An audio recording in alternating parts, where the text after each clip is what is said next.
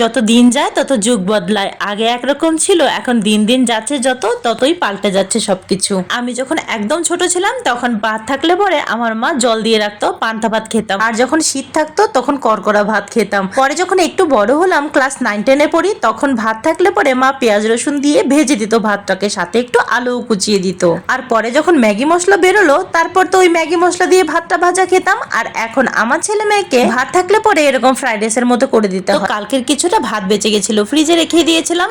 বাবুকে জিজ্ঞেস করলাম, কি রে, ভাতটা ম্যাগি মশলা দিয়ে ভেজে দেবো? আমাকে বললো না, ফ্রাইড রাইস করে দাও। তো প্রথমে দুটো ডিম ভেজে নিয়েছি, তারপরে একে একে অল্প একটুখানি পেঁয়াজ, একটুখানি ক্যাপসিকাম, একটুখানি গাজরটা গ্রেট করে দিয়ে হালকা একটু ভেজে নিয়েছি।